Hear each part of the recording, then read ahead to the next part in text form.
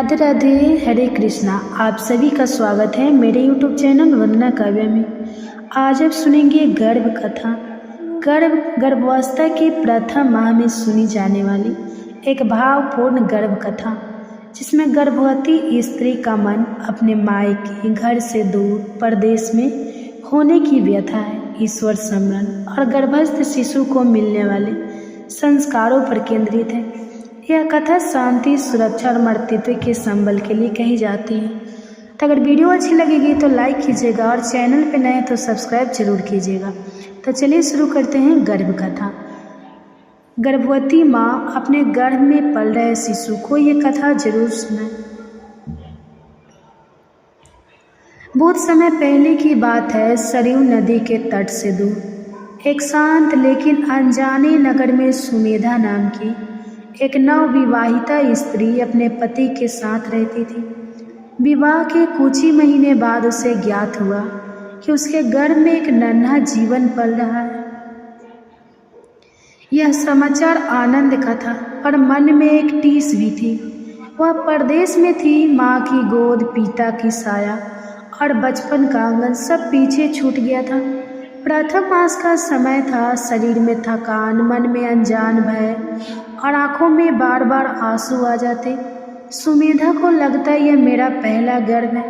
न माँ पास है, न कोई अपना जो सिर पर हाथ रख सके। एक संध्या वह दीपक जलाकर बैठी। उसने अपने गर्भ पर हाथ रखा और धीमे स्वर में बोली, हे मेरे गर्भ में पल रहे शिशु, मैं परदेश में हूँ, पर मेरा हृदय तुम्हारे साथ है। तुम्हें कोई कष्ट ना हो, यही मेरी प्रार्थना है। उसी रात उसे स्वप्न आया। उसने देखा एक दिव्य स्त्री श्वेत वस्त्रों में करुणामयी दृष्टि से उसकी ओर देख रही है। उनके हाथ में कमल था और मुख पर माँ जैसा स्नेह। दिव्य स्त्री ने कहा, वस्ते गर्भावस्था का प्रथम मास धैर्य और विश्वास का होता है। यदि माँ का मन शांत है तो गर्भ में शिशु निर्भय होता है। उन्होंने सुमेधा को एक कथा सुनाई। एक बार एक गर्भवती स्त्री वन में अकेली रह रही थी। वह रोती थी, डरती थी, पर हर दिन अपने गर्भ से कहती, मैं हूँ ना, डर मत। उस स्त्री का शिशु जन्म लेकर महान और करुणावान बना, क्योंकि गर्भ में उसने माँ का साहस सुना था। स्वप्न से जागते ही सुमेधा का मन हल्का हो गया। उस दिन से उसने निश्चय किया वह रोएगी नहीं, भय को मन में स्थान नहीं देगी। प्रतिदिन गर्भ से बातें करेगी और ईश्वर का नाम लेकर दिन प्रारंभ करेगी। वह रोज कहती, मैं परदेश में हूँ, पर मेरा गर्भ मेरे साथ है और ईश्वर हमारे साथ है। धीरे धीरे उसका मन स्थिर हुआ। गर्भ में पल रहा शिशु, माँ की आवाज़, उसका धैर्य, उसकी प्रार्थना को आत्मसात करने लगा। कहा जाता है जो स्त्री प्रथम मास में यह कथा श्रद्धा से सुनती है, उसका गर्भ सुरक्षित रहता है, मन शांत रहता है और शिशु को साहस, संतुलन और संस्कार प्राप्त होते हैं। हे प्रभु, परदेश में रहते हुए भी मेरी गर्भ की रक्षा करना, मेरे मन को शांत रखना और मेरे शिशु को उत्तम संस्कार प्रदान करना। द्वितीय मास आरंभ हुआ। अब सुमेधा का शरीर पहले से कुछ अधिक थका हुआ रहने लगा था। कभी कभी बिना कारण मन उदास हो जाता, कभी हृदय तेज धड़कने लगा था। चिकित्सा ने कहा यह गर्भ का दूसरा मास है। अब शिशु के अंग बनने लगते हैं, इसलिए माँ के विचार बहुत शुद्ध होने चाहिए। परदेश में होने के कारण सुमेधा अकेली पड़ जाती। मायके के में होती तो माँ कहती, बेटी चिंता मत कर, सब ठीक होगा। यह वाक्य उसे बहुत याद आता। एक दिन उसने तुलसी के पास दीपक जलाया और बोली, हे नारायण, मेरे गर्भ में पल रहे शिशु के हर अंग की रक्षा करना, मेरे विचारों को शुद्ध रखना, क्योंकि वही मेरे शिशु का भविष्य बनेंगे। उस रात उसे फिर स्वप्न आया। उसने देखा एक विशाल वृक्ष जिसकी जड़ें गहरी थी और शाखाएं आकाश को छू रही थी। एक मधुर स्वर गूंजा, जैसे वृक्ष की जड़ें मजबूत हो तो आंधी उसे हिला नहीं सकती, वैसे ही माँ का संकल्प गर्भस्थ शिशु को सुरक्षित रखती है। स्वर ने आगे कहा, द्वितीय मास में माँ जो सुनती है वही शिशु के अंगों में शक्ति बनकर उतरता है। सुबह उठकर सुमेधा ने निश्चय किया वह कोई कटु शब्द नहीं सुनेगी, दुखद समाचारों से दूरी रहेगी, हर दिन गढ़ में प्रेम पूर्वक संवाद करेगी। वो अपने पेट पर हाथ रखकर कहती, मेरे बच्चे, तू परदेश में नहीं है, तू मेरी कोख में सुरक्षित है, मैं तेरा घर हूँ। धीरे धीरे उसका भय कम होने लगा। अब वह अकेली नहीं लगती थी, क्योंकि उसे अनुभव होता ईश्वर स्वयं उसके गर्भ की रखवाली कर रहे हैं। शास्त्रों में कहा गया है, जो स्त्री द्वितीय मास में शांति से गर्भ कथा सुनती है, उसके शिशु के अंग सुदृढ़ होते हैं और उसका मन जन्म से ही स्थिर होता है। हे जगदम्बा, मेरे गर्भस्थ शिशु के प्रत्येक अंग में पूर्णता प्रदान करना। मेरे मन को भय से किन माताओं का उद्धार किए हैं, आज अपने गर्भ में पल रहे शिशु को यही सुनाएंगे। कहा जाता है कि श्रवण करने मात्र से हमारे शिशु दीर्घायु और स्वस्थ पैदा होता है। इसलिए वीडियो को अंत तक जरूर देखिएगा और कहानी अच्छी लगेगी तो लाइक कीजिएगा और चैनल पर नए हैं तो सब्सक्राइब कर लीजिएगा और बेल आइकन को ऑन कर लीजिएगा, ताकि ऐसे ही गर्भ कथा की नोटिफिकेशन आप सबके पास सबसे पहले पहुंचे और हो सके तो ज़्यादा से ज़्यादा शेयर कीजिएगा। तो चलिए श्रवण करते हैं। इसके लिए गर्भवती माता एक शांत अवस्था में बैठ जाए, जहाँ बहुत ज़्यादा डिस्टर्ब ना हो। अपने कोमलता से दोनों हाथ अपने गर्भ पे रख ले और अपने बच्चे को धीरे से बुलाए, आओ आओ मेरे बच्चे, आज मैं तुम्हें एक ऐसी गर्भ कथा की रसपान करा रही हूँ जिसे सुनने से तुम स्वस्थ और दीर्घायु पैदा होगे। क्या तुम जानते हो नारायण कौन थे और उनका जन्म कैसे हुआ और उन किन किन माताओं के कोख से जन्म लिए? आओ आज मैं तुम्हें यही कथा की रसपान करा रही हूँ। प्राचीन भारत के उत्तर दिशा में बसे एक छोटे से गांव शांतिपुर में धर्मात्मा और सदाचारी ब्राह्मण दंपति रहते थे। ऋतु अतुलानंद और उनकी धर्म पत्नी देवी सौम्या। उनका जीवन तप, पूजा और सेवा में बीतता था, परंतु एक दुख था, उन्हें कोई संतान नहीं थी। हर अमावस्या और पूर्णिमा को वे व्रत रखते, गंगा स्नान करते, देवताओं को प्रसन्न करने के लिए हवन करते, परंतु उनकी झोली खाली ही रहती। सौम्या की गोद सूनी थी और उसका हृदय मर्तित्व की व्यथा से दिन रात जलता रहता। एक रात्रि को सौम्या ने स्वप्न देखा, एक दिव्य तेजस्वी स्त्री जिनके हाथों में शंख, चक्र, गदा और पग थे। वह देवी बोली, हे सौम्या, तुम्हारा गर्भ अब सूना नहीं रहेगा। एक दिव्य आत्मा स्वयं नारायण का अंश तुम्हारे गर्भ में स्थान लेने को तत्पर है। सौम्या ने आंखें खोली तो मन में गूंज रही थी वह वाणी। उसने ऋतु अतुलानंद को स्वप्न सुनाया। वे भाव विभोर उठे। अब प्रारंभ होने वाला था एक अलौकिक गर्भ का अध्ययन, ईश्वर के अंश के धरती पर अवतरण का।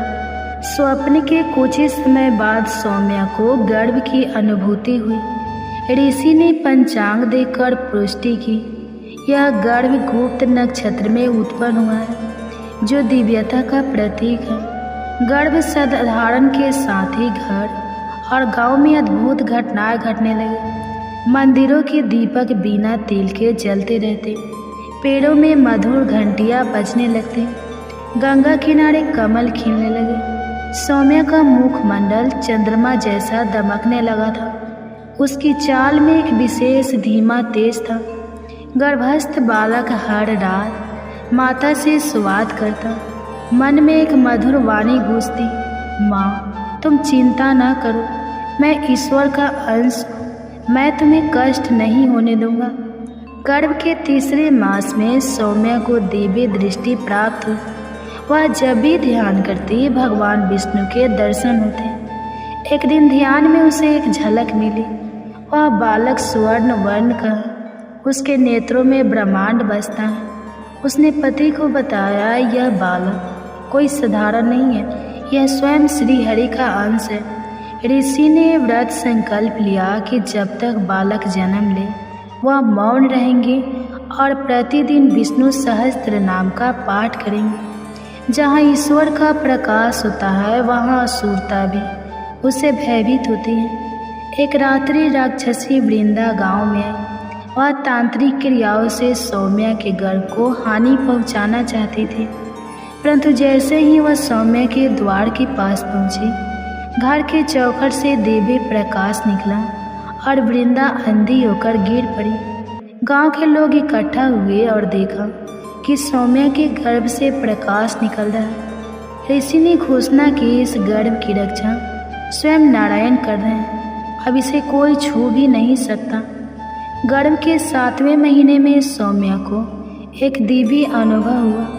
उसने अपने गर्भ के भीतर भगवान की बांसुरी की मधुर ध्वनि सुनी। वह स्वर ऐसा था कि आसपास के सभी पशु पक्षी नाच उठे। एक दिन ध्यान में भगवान प्रकट हुए और बोले, हे मृतरूपा, यह बालक केवल तुम्हारा नहीं है, यह समस्त संसार के कल्याण के लिए आ रहा है।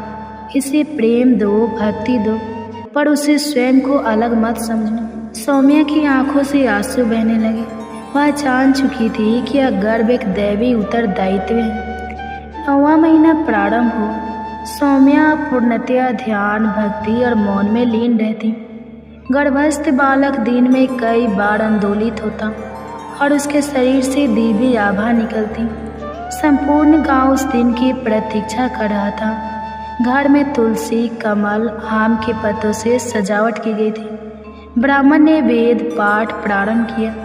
रात्रि के दूसरे प्रहर बिजली कड़की, परंतु बारिश की एक बूंद भी नहीं गिरी।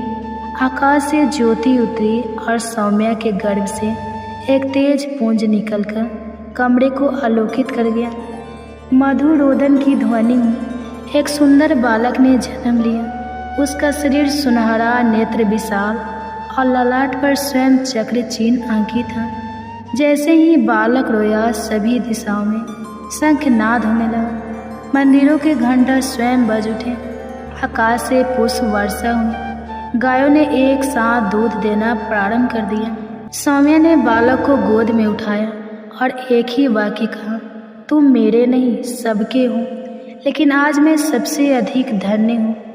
ऋषियों और विद्वानों को आमंत्रित किया गया। वेदों की ऋचाओं के बीच नामकरण हुआ।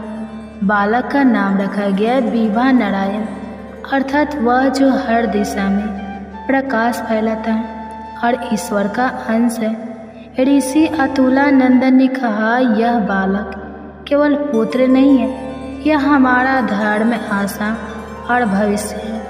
इसे ईश्वर की कृपा से ही पाया है। विभा नारायण की बाल लीला शीघ्र ही गांव भर में प्रसिद्ध होने लगी। वह मात्र 3 वर्ष की आयु में श्लोक बोलने लगा, गायत्री मंत्र का उच्चारण करता और गंगा तट पर बैठकर ध्यान करता। उसके पास जो भी आता वो उसकी पीड़ा समझकर हंसी हंसी में समाधान दे देता। एक दिन एक अंधा भिक्षु द्वार पर आया। विभा नारायण ने उसके नेत्रों पर हाथ रखा और भिक्षु को दृष्टि मिल गई। गांववासी अब उसे बाल विष्णु कहने लगे थे। एक दिन सौम्या ने ध्यान में देखा कि विभा नारायण संसार से विदा लेना चाहते हैं। उनका कार्य पूर्ण हो चुका था। वह जनमानस को चेतना, भक्ति और सच्चा धर्म दे चुके थे। माँ सौम्या ने भगवान से प्रार्थना की, यदि तुम मेरे गर्भ से जन्मे थे तो यह माँ का हक है कि मैं तुम्हें अंतिम बार गोद में उठाकर विदा करूं। भगवान ने माँ की बात स्वीकार की। विभा नारायण ने माँ के चरणों में प्रणाम किया और कहते हुए, हे माँ, तुम्हारा गर्भ मेरे लिए एक मंदिर था। तुम्हारे आशीर्वाद से ही मैं पृथ्वी पर कार्य कर पाया और फिर देवी प्रकाश में विलीन हो गई। सौम्या ने अपने जीवन को बाल विभा नारायण की स्मृति में समर्पित कर दिया। उनका घर एक तीर्थ बन गया। हर स्त्री जो संतान की कामना करती वहां आती और गर्भ की पवित्रता का अनुभव लेकर जाती। यह कथा यह सिखाती है कि जब माँ का गर्भ भक्ति, तप और प्रेम से भर जाता है, तब ईश्वर भी उसमें जन्म लेने को आतुर हो जाते हैं। माताओं बहनें, इतनी अच्छी कथा थी, एक लाइक तो बनता है। और अभी तक आपने वीडियो को लाइक नहीं किया है तो प्लीज़ आपसे विनती है वीडियो को लाइक कर दीजिए और चैनल को अभी सब्सक्राइब करके कमेंट्स में राधे राधे जरूर लिखिए। एक और कथा सुनिए। उत्तराखंड के पहाड़ियों में बसे एक छोटे से गांव भवानी ताल में जन्मी थी शिवांगी। वह बचपन से ही मंदिरों, भजन और प्रकृति के बीच पली बढ़ी। उसके पिता एक वेद पाठी ब्राह्मण थे। माँ एक सहज गृहिणी। शिवांगी शांत, भावुक और आस्थावान थी। उसकी आंखों में सपने थे, कुछ साधारण कुछ दिव्य। जब गांव के प्रधान के बेटे आदित्य से उसका विवाह हुआ तो अपने साथ मन में सिर्फ एक कामना लेकर ससुराल गई, माँ बनना। क्या आदित्य पढ़ा लिखा युवक था, लेकिन उसका गांव परंपराएं और कुटुंब बहुत पारंपरिक था। शादी के बाद जब शिवांगी पहली बार गौरी मंदिर में गई तो पुजारी ने कहा, बेटी अगली नवरात्र तक तुम्हारा आंगन रोशन होगा। शिवांगी ने पूरे मन से देवी की उपासना शुरू की। रोज संध्या को तुलसी चौड़े के सामने दीपक जलाती और गर्भ को एक देवी का वरदान मानकर मन ही मन कल्पनाएं बुनती। परंतु महीने बीते, कोई शुभ समाचार नहीं आया। घर में काना फूसी शुरू हो गई, बहू बाझिन हो गई। देवी नाराज है क्या? इतनी पूजा पाठ करती है फिर भी शिवांगी अंदर से टूट रही थी। आदित्य उसका साथ देता, पर चुपचाप सास चंपा देवी तीनों में विश्वास रखती और हर बात में दोष देती। एक दिन गांव में एक योगी बाबा पधारे। उन्होंने शिवांगी को देखकर कहा, तू व्यर्थ नहीं आई बेटी, देवी तेरे गर्भ में कुछ विशेष करवाने वाली है। उन्होंने एक विशेष त्रिनेत्री व्रत का संकल्प दिलवाया। 3 नवरात्रों तक बिना नमक के उपवास और नित्य दुर्गा सप्तशती का पाठ। शिवांगी ने बिना एक शब्द कहे सब कुछ किया। तीसरे नवरात्र के अंतिम दिन सुबह पूजा करते समय शिवांगी को अचानक चक्कर आया और बेहोशी छा गई। वैद्य को बुलाया गया। जांच के बाद वैद्य बोले, बधाई हो, गर्भ का संचार हो गया। उस क्षण शिवांगी की आंखों से आंसू बहे। उसने मंदिर की घंटी को चूमा और कहा, मेरे गर्भ में अब देवी की कृपा है। गर्भ के तीसरे महीने में शिवांगी को अजीब दिव्य अनुभव होने लगे। रात को सपने में एक स्त्री आती, त्रिनेत्री, हाथों में कमल और तलवार, और कहती, तेरा गर्भ केवल मांस नहीं, मेरा तेज है। वह भयभीत थी, लेकिन एक ऊर्जा से भी भरती जा रही थी। वह अब मात्र एक स्त्री नहीं, एक वाहक बन रही थी देव तत्व की। गर्भ बढ़ता गया और साथ में गांव की चर्चा भी। इतनी पूजा पाठ क्या जरूरी है? गर्भ का असर तो माँ के पागलपन जैसा दिखता है। सास चंपा देवी ने ताना मारा, देवी से बच्चा हुआ है तो देखिएगा उड़ ही न जा। शिवांगी अब चुप नहीं रहती और कहती, देवी ने दिया है तो उनकी मर्जी से ही होगा, मैं अब डरती नहीं। आदित्य और शिवांगी ने तय किया कि इस गर्भ में संपूर्ण वैदिक संस्कार होंगे। वे हर सप्ताह गीता, उपनिषद और श्रीमद् भागवत के श्लोक पढ़ते। शिवांगी अपने गर्भस्थ शिशु से बात करती, मेरे लाल, तो केवल मेरा नहीं, समाज की रोशनी बनना। गर्भ के 9वें महीने में भयानक तूफान आया। बिजली कड़की रही। उसी रात शिवांगी को प्रसव पीड़ा हुई। गांव का वैद्य बाहर फंसा था, सड़कें टूटी थी। चंपा देवी ने खुद कमान संभाली। पूरी रात शिवांगी की चीखों देवी मंत्रों और दीपक की लौ के बीच बीती। सवेरा हुआ और किलकारी गूंजी। एक कन्या का जन्म हुआ, कोमल लेकिन आंखों में गहराई। पुजारी ने कहा, यह कन्या केवल शिवांगी की नहीं, देवी की प्रति छाया है। नाम रखा गया त्रिजटा। शिवांगी ने उसे गोद में उठाकर कहा, मैं तुझे डर नहीं, तेज दूंगी। यह संसार तुझसे ही बदलेगा। त्रिजटा बचपन से तेजस्वी थी। शिवांगी ने उसे पाठशाला नहीं, मंदिर की गोद में बड़ा किया। उसने 8 साल की उम्र में संस्कृत श्लोक कंठस्थ कर लिए। गांव की बच्चियां उसकी संगत में पढ़ने लगी। शिवांगी अब केवल माँ नहीं, गुरु माँ बन गई थी। त्रिजटा ने बड़ा होकर देवी जागरण मंडली शुरू की। वह कन्याओं को सशक्त बनाती, उनका आत्मबल जागृत करती। एक बार जब किसी ने शिवांगी से पूछा, आपने अपनी बेटी को इतना मजबूत कैसे बनाया, तो वह मुस्कुरा कर बोली, मैंने गर्भ से ही उसे देवी की तरह पाला था। शिवांगी की गर्भ कथा केवल शिशु जन्म की नहीं, एक युग जागरण की कथा है। गर्भ केवल शरीर का विस्तार नहीं, चेतना का विस्तार है। एक स्त्री जब माँ बनती है तो केवल संतान नहीं, समाज का भविष्य गढ़ती है। यदि आप चाहें तो गर्भ में भी शिशु को बहुत तेजस्वी बना सकती हैं। ये थे गर्भ कथा। आपको कैसा लगा कमेंट्स जरूर कीजिए, और हाँ, चैनल को सब्सक्राइब कर लीजिए अगर अभी तक नहीं किए हैं तो जल्दी से कर लीजिए, और वीडियो को लाइक कर दीजिए, और कमेंट्स में राधे राधे लिख के और माताएं के पास शेयर करके ही जाइए। एक और कथा की रसपान कीजिए। गर्भ कथा। कहा जाता है कि गर्भ में पल रहे शिशु पर एक गर्भ कथा की रसपान करने से भगवान के जैसे ही गुण आते हैं। महाभारत में माद्री का नाम कम आता है, किंतु उनका योगदान अत्यंत महत्वपूर्ण है। वे पांडव की माँ थी, नकुल और सहदेव की जननी, किंतु उनकी गर्भ कथा केवल संतान उत्पत्ति की नहीं, एक पत्नी, सौत स्त्री और तपस्विनी के संघर्ष की भी है। यह कहानी बताती है कि कैसे एक राजकुमारी जिसने प्रेम में विवाह किया, उसी प्रेम में अपनी जीवन यात्रा को बलिदान कर दी। माद्री मद्र देश के राजा शल्य की बहन थी। वे सौंदर्य की प्रतिमूर्ति, कला और संस्कृति में निपुण और संयमी थी। बचपन से ही वे आध्यात्मक और तप में रुचि रखती थी।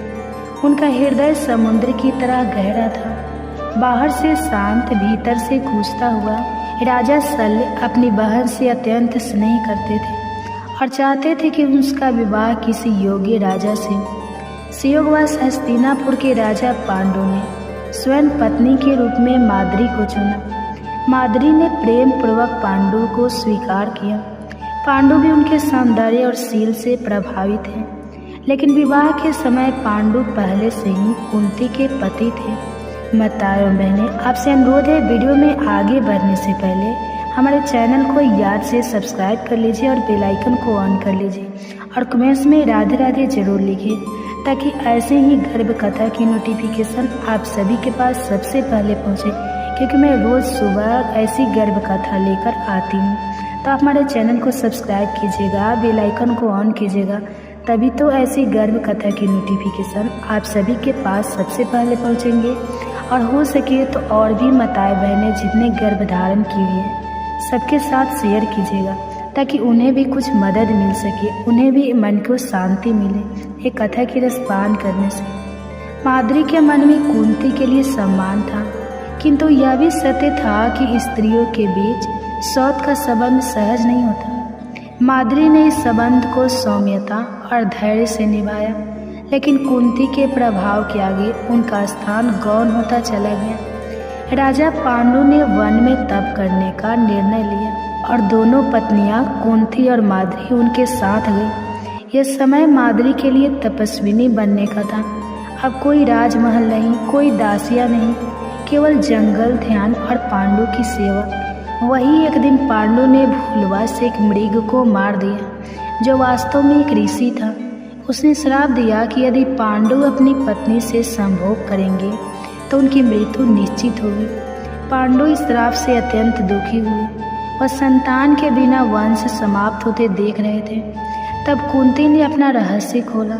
ऋषि दुर्वासा द्वारा दिया गया वह मंत्र, जिससे वह देवताओं से संतान पा सकती थी। पांडु प्रसन्न हुए और कुंती ने मंत्र का उपयोग कर धर्मराज, यम, वायु और इंद्र से तीन पुत्रों युधिष्ठिर, भीम और अर्जुन को जन्म दिया। माद्री यह सब देखती रही। उनके मन में संतुलन बना रहा। कुंती के लिए ईर्ष्या नहीं, परंतु स्वयं माँ बनने की तीव्र आकांक्षा थी। उन्होंने विनम्रता से कुंती से आग्रह किया कि वह भी यह मंत्र उपयोग कर सके। कुंती ने अपनी उदारता दिखाई और मंत्र माद्री को सौंपा, यह वचन लेकर कि वह केवल एक बार प्रयोग करेगी। माद्री ने मंत्र का जाप करते हुए अश्विनी कुमारों नसत्य और दर्शन को सम्मन किया। देवताओं ने प्रकट होकर उन्हें वरदान दिया कि उनके गर्भ से 2 दिव्य पुत्र उत्पन्न होंगे। कुछ समय पश्चात माद्री के गर्भ से नकुल और सहदेव का जन्म हुआ। एक सुंदर, निपुण, तेजस्वी और बुद्धिमान पुत्रों की जोड़ी। माद्री का मातृत्व पूर्ण हुआ, लेकिन उनके मन में संतान की संख्या को लेकर एक उपराध बोध उत्पन्न हुआ, क्योंकि उन्हें लगा उन्होंने कुंती के वचन का अतिक्रमण किया। अब 5 पांडव की माँ कुंती और माद्री थी, लेकिन समाज में मातृत्व का श्रेय प्रायः पहली पत्नी को मिलता है। माद्री के लिए यह दुविधा थी। वे माँ थी, फिर भी दूसरी माद्री ने अपने पुत्रों के प्रति ममता को कभी कुंती से नहीं छिपाया, लेकिन कभी किसी प्रकार का विरोध नहीं किया। वे जानती थी कि मातृत्व केवल जन्म से नहीं, पालन से भी पूर्ण होता है। वर्षों बीते, पांडवों की वासना पर नियंत्रण ढीला पड़ा। एक वसंत ऋतु की मधुर बेला में माद्री के सौंदर्य से अभिभूत हो गए। पांडु ने उन्हें आलिंगन किया। श्राप सत्य हुआ, पांडु की वही मृत्यु हो गई। माद्री सत्यबद्ध रह गई। वे जानती थी कि उनका सौंदर्य पांडु के अंत का कारण बना। कुंती अब 5 बच्चों के साथ अकेली थी।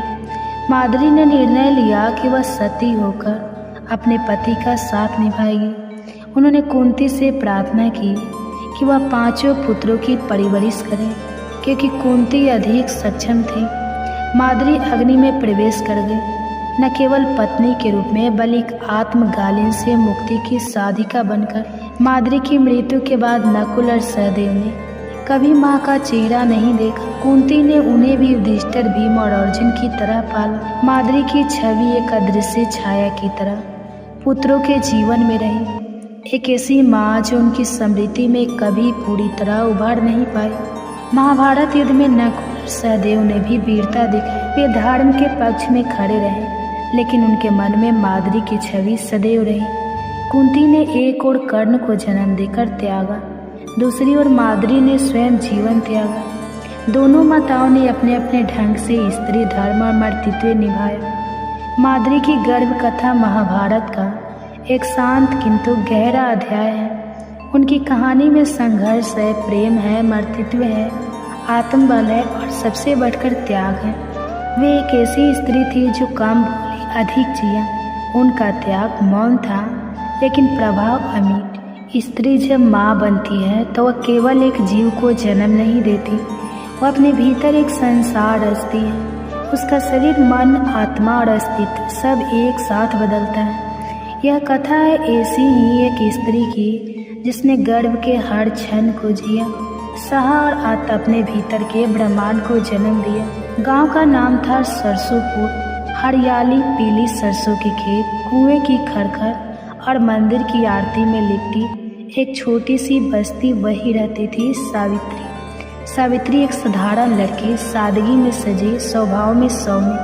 पिता हरिलाल किसान थे, माँ गौरी देवी धर्मपरायण। सावित्री पढ़ाई में होशियार थी, लेकिन किस्मत ने उसे 10वीं के बाद घर की चौखट से बांध दिया।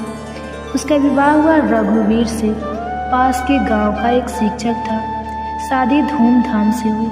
सावित्री अपने सपनों की गठरी बांधकर ससुराल आई। सास ज्योति देवी, ससुर धर्मपाल और जेठ जेठानी का भरा पूरा परिवार। लेकिन सपनों की गठरी खुलते ही उसके सामने आया कर्तव्य, मर्यादा और परंपराओं का गाढ़ा जाल। पति रघुवीर समझदार थे, लेकिन भावनाएं शब्दों से दूर रहती। सावित्री का मन धीरे धीरे घर की दीवारों से बातें करने लगा। शादी के 2 साल बाद सावित्री को उल्टियाँ होने लगी, कमजोरी बढ़ी। गांव की दाई ने मुस्कुराते हुए कहा, बधाई हो बहू, भगवान ने कोख भरी है। वह क्षण अनजाना था, भीतर कुछ हल्का कुछ भारी हुआ। रघुवीर ने सिर हाथ पर हाथ फेरते हुए कहा, अब तुम केवल मेरी पत्नी नहीं, एक माँ बनने वाली हो। सावित्री की आंखें भीग गई। पहले महीने में सब कुछ नया था। उसकी माँ गौरी देवी आई, समझाया, बहू अब हर बात में सावधानी, हर निवाला अब 2 के लिए है। गांव की स्त्रियां भी आकर सलाह देने लगी, क्या खाना है क्या नहीं। कुछ ने पुराने टोटके बताए, कुछ ने देवी की पूजा के नियम समझाए। सावित्री उन सब के बीच खुद को तलाश रही थी। क्या मैं अब वही रहूंगी? क्या अब मेरा जीवन किसी और के लिए होगा? तीसरा महीना आते आते सावित्री का शरीर बदलने लगा। जी मिचलाना, चक्कर, भूख अचानक बढ़ना और भावनाओं का जवाब। रात को चुपचाप आंगन में बैठती, अपनी हथेली पेट पर रखकर सोचती, तू कौन है मेरे भीतर? क्या तू मुझे जानता है? वो अब खुद से बात करने लगी थी। गर्भ के साथ ही रिश्ते बदलने लगे। सास अब उसके खाने पीने का ख्याल रखती, लेकिन जेठानी की ईर्ष्या आंखों में थी। रघुवीर अब थोड़ा और खामोश हो गए थे। शायद वो इस नए रूप से डर रहे थे। एक पत्नी जो अब माँ बन रही थी। सावित्री ने जाना गर्भ केवल शरीर में नहीं, मन में भी पलता। एक दिन मंदिर में आरती के समय पुजारी ने कहा, गर्भ का मतलब केवल बच्चा नहीं होता, ब्रह्मांड भी वही से जन्मता है। माँ बनना शिव शक्ति का संयोग है। उस रात सावित्री ने सपना देखा, एक देवी जिनके गर्भ में नदियाँ बह रही थी, सूर्य निकल रहा था और चांदनी मुस्कुरा रही थी। वह सुबह से कुछ और हो गई थी। अब वह गर्भ को एक कर्तव्य नहीं, एक साधना मानने लगी। छठे महीने एक दिन पेट में एक कोमल हिलचल, जैसे किसी ने हल्के से दस्तक दी हो। सावित्री की आंखों से आंसू बह निकले। वो डरकर रघुवीर के पास गई। उसने मुझे छुआ है पहली बार। रघुवीर की आंखें चमक उठी।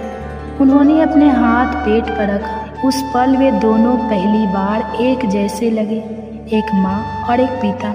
एक दिन सावित्री खेत में गिरी। ताई ने कहा, ध्यान रखना बहू, अब बच्चा थोड़ा कमजोर हो गया है। घर में तनाव छा गया। रघुवीर चिंता में डूब गए। सास हर चीज पर टोका टाकी करने लगी। सावित्री खुद को दोषी समझने लगी। वो अपने भीतर गहराई में उतरने लगी। हर दिन एक डर, हर रात एक दुआ। अब 9वां महीना चल रहा था। सावित्री दिन में रामचरितमानस पढ़ती, श्रीमद् भागवत मात सुनती और रात्रि को लोरी गाती। अपने गर्भस्थ शिशु के लिए उसका मन अब शांत हो गया था। उसने भीतर से माँ बनने की तैयारी कर ली थी। हर स्त्री के जीवन में यह समय एक साधना होता है, भविष्य को जन्म देने की साधना। पूर्णिमा की रात थी। चांद आसमान पर पूरी साथ से खिला था। सावित्री की पीड़ा शुरू हुई। दाई, सास और गांव की स्त्रियां एकत्र हुई। पूरी रात सिसकियों, मंत्रों और हिम्मत के बीच बीती। प्रभात होते होते किलकारी बूझी। सावित्री माँ बन चुकी थी। एक कन्या ने जन्म लिया। उसने उस नन्ही जान को अपनी छाती से लगाया और धीमे से कहा, तू ही मेरा दूसरा जन्म है। बेटी का नाम रखा वेदिका। सावित्री ने ठान लिया कि वो अपनी बेटी को पढ़ाएगी, उसके सपनों को अपने सपनों से बड़ा बनाएगी। अब सावित्री सिर्फ एक माँ नहीं थी, वह एक निर्माता थी जो समाज, सोच और संस्कारों को एक नई दिशा दे सकती है। यह कथा केवल सावित्री की नहीं है, यह हर स्त्री की है जो माँ बनने की पीड़ा और आनंद से गुजरती है। गर्भ केवल शिशु का नहीं होता, वह स्त्री का भी पूर्ण जन्म होता है। वह एक साधिका बनती है, अपने भीतर की देवी तत्व को पहचानने वाली। गर्भ कथा। आज आप अपने गर्भ में पल रहे शिशु को सुनाएंगे महाभारत की कहानी। कहा जाता है कि गर्भावस्था में अगर पूरी भागवत ना भी सुन पाए तो महाभारत के युद्ध के समय की कृष्ण की वीरता और कुंती के गर्भ कथा की रसपान करने से हमारे गर्भ में पल रहे शिशु पर कर्ण के जैसी ही वीरता प्रकट होती है। तो आइए हम अपने गर्भ में पल रहे शिशु को श्रवण कराएं महाभारत की दिव्य चमत्कारी कहानी और कर्ण की दिव्यता। अगर कहानी अच्छी लगेगी तो वीडियो को लाइक कीजिएगा और चैनल पर नए हैं तो चैनल को सब्सक्राइब करके बेल आइकन को ऑन कर लीजिएगा, ताकि ऐसे ही गर्भ कथा की नोटिफिकेशन की वीडियो आप सभी माँ के पास सबसे पहले पहुँचे। हो सके तो ज़्यादा से ज़्यादा शेयर कीजिए। तो आइए श्रवण करते हैं। कमेंट्स बॉक्स में राधे राधे जरूर लिखिएगा। याद से आपके कमेंट्स का हमें इंतजार रहेगा। महाभारत की कथा जितनी वीरता, धर्म और युद्ध की है, उतनी ही मातृत्व, त्याग और स्त्री शक्ति की भी है। कुंती पांडव की जननी न केवल एक रानी थी, बल्कि वह एक ऐसी स्त्री थी जिनका जीवन संघर्ष, रहस्य और अध्यात्म से भरा था। यह गर्भ कथा उस कुंती की है जिन्होंने समय से पहले माँ बनने का अनुभव किया और फिर जीवन भर उस मर्तित्व को अपने हृदय में छिपा कर जिया। कुंती का जन्म राजा सूरसेन के घर हुआ था और बचपन में ही उन्होंने अपने मामा कंस को सौंप दिया गया था। बाद में राजा कांति भोज ने उन्हें गोद लिया, इसलिए उनका नाम कुंती पड़ा। कुंती का बचपन राजसी ऐश्वर्य में बीता, लेकिन वे बचपन से ही गंभीर, विदुषी और जिज्ञासु स्वभाव की थी। वे वैदिक शास्त्रों, तप और ब्रह्मचर्य के महत्व को समझती थी। यही कारण था कि उन्होंने स्वयं सेविका की तरह ऋषियों की सेवा की और विशेष रूप से ऋषि दुर्वासा को तृप्त किया। एक दिन ऋषि दुर्वासा उनके महल में अतिथि बनकर आए।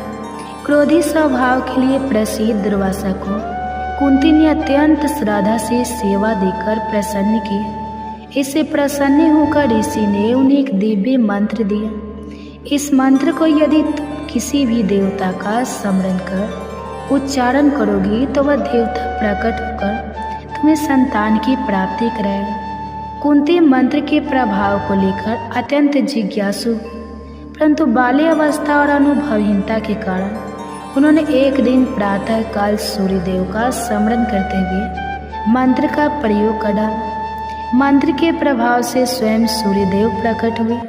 कुंती भयभीत हो गई। उन्होंने सूर्यदेव से प्रार्थना की कि वह लौट जाए, परंतु देवता बोले, मंत्र की शक्ति से मैं उपस्थित हुआ हूँ, अब लौटना संभव नहीं। तुम्हारे गर्भ में मेरा तेजस्वी पुत्र होगा। कुंती के गर्भ में एक तेजस्वी बालक का बीज पड़ा।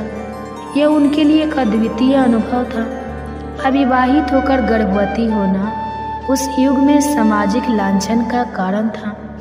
कुंती का शरीर दिव्यता से दबकने लगा, परंतु मन में भय, लज्जा और असमंजस ने घर कर लिया। उन्होंने 9 महीनों तक गर्भ को छिपा कर रखा। समय पूरा हुआ और कुंती ने एक दिव्य बालक को जन्म दिया। वह अद्भुत सौंदर्य का स्वर्ण कवच और कुंडलों से युक्त था, साक्षात सूर्य पुत्र कर्ण।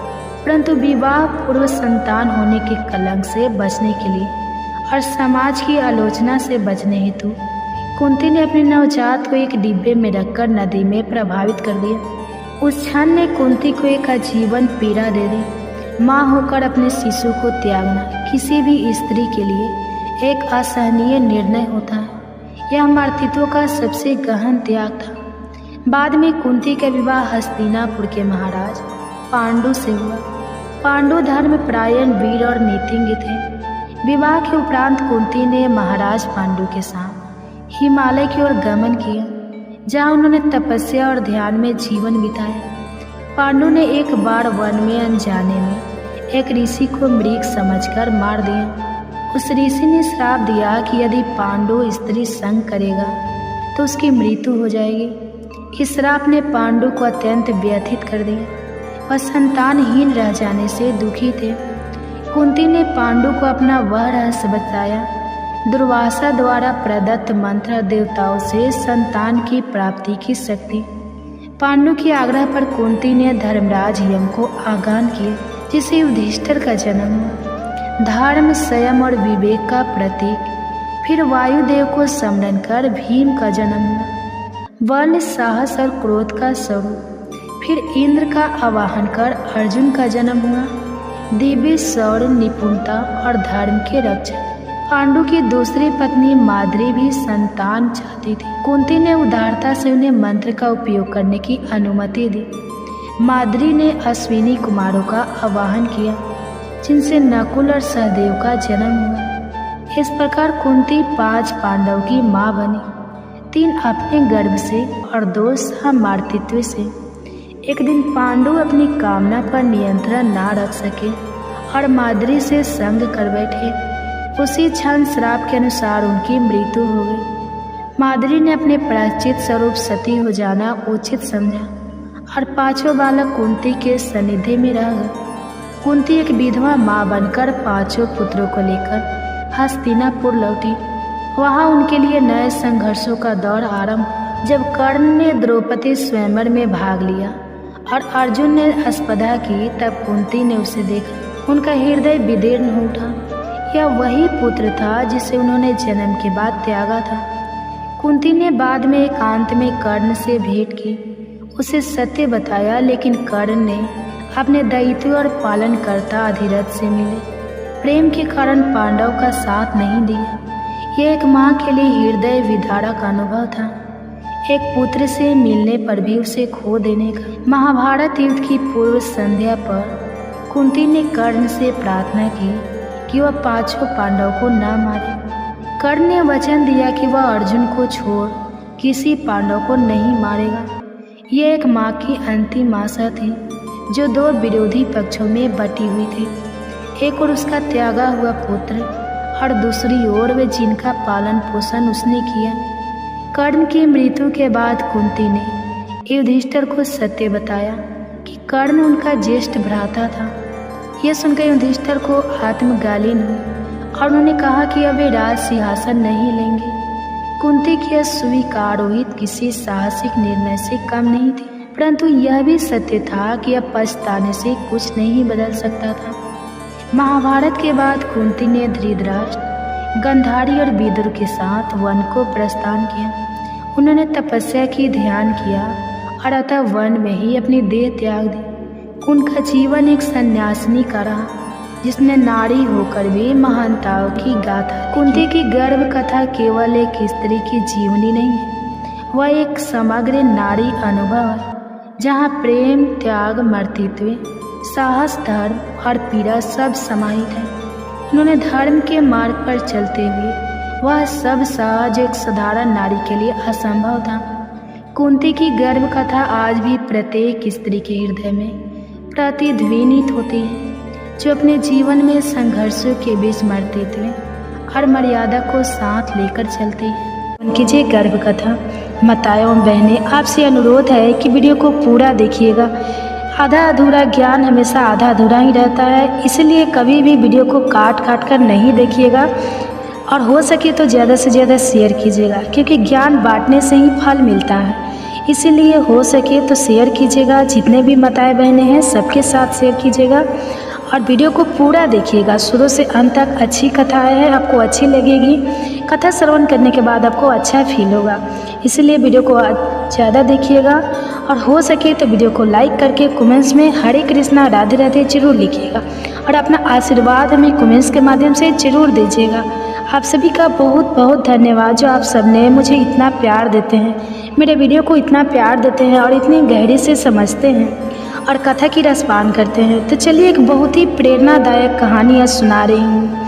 गर्भ में मिला ज्ञान, अभिमन्यु की एक सच्ची कहानी। आपसे अनुरोध है, हाथ जोड़कर विनती है कि वीडियो को पूरा देखिए शुरू से लेकर अंत तक। अच्छी कहानियाँ हैं, अच्छी लगेगी आपको। गर्भ में पल रहा शिशु भी आनंद लेगा।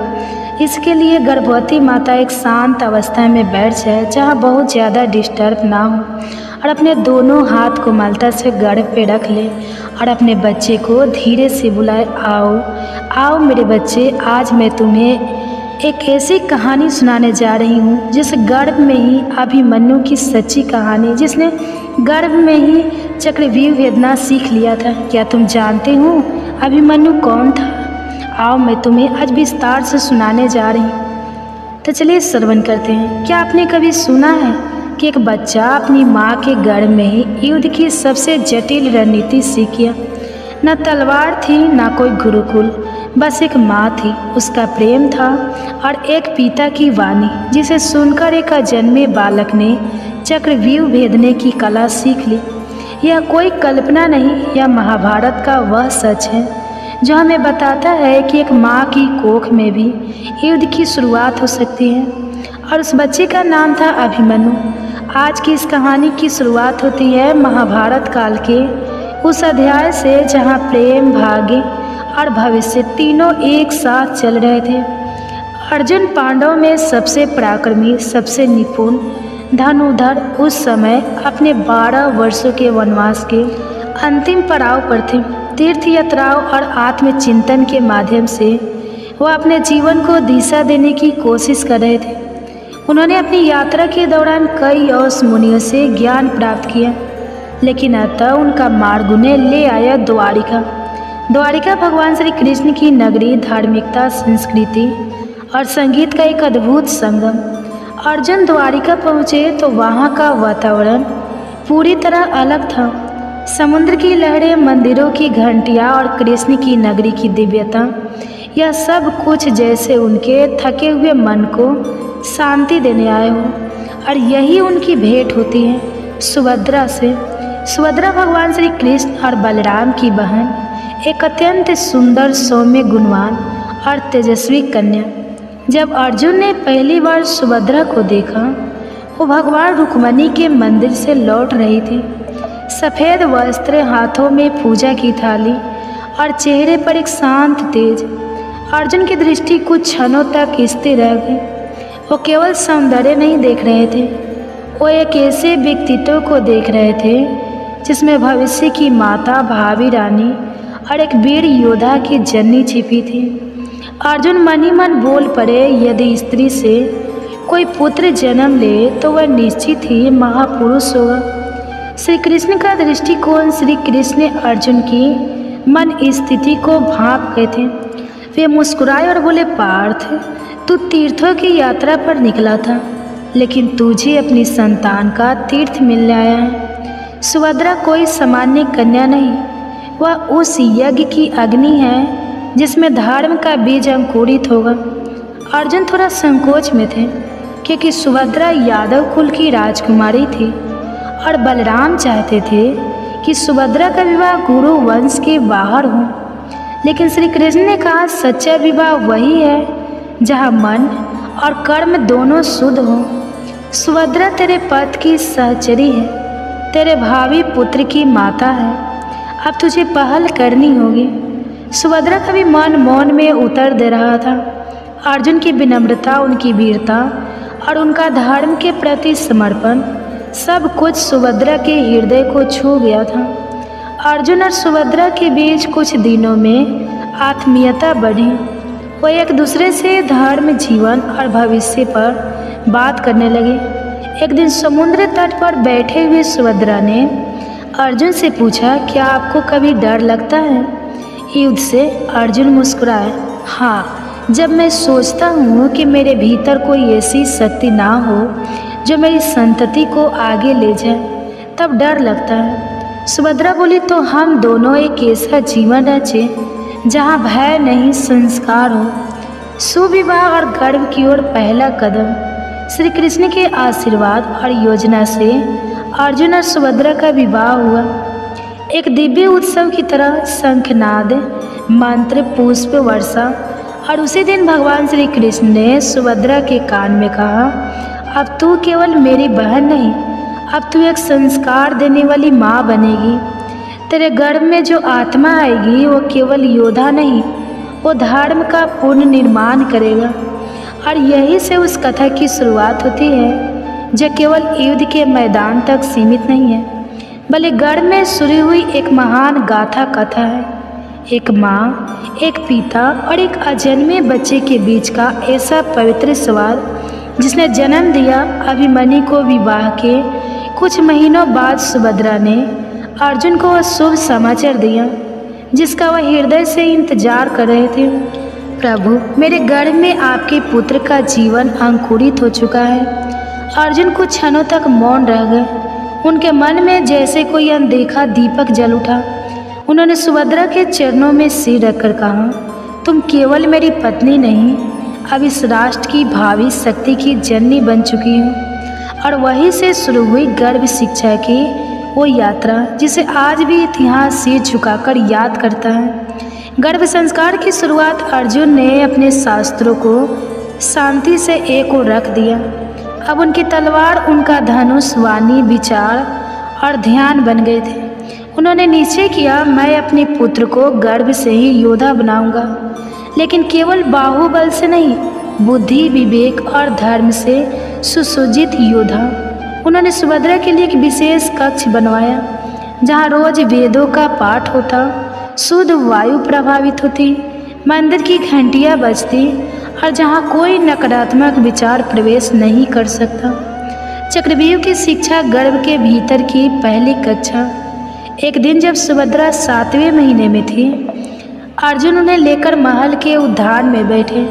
चारों ओर नीम की छाया, हरे वृक्षों की मंद हवा और शांत वातावरण में अर्जुन ने कहना शुरू किया, प्रिय, आज मैं तुम्हें वह युद्ध प्रणाली समझाऊंगा जिसे चीर पाना किसी साधारण योद्धा के बस की बात नहीं होती।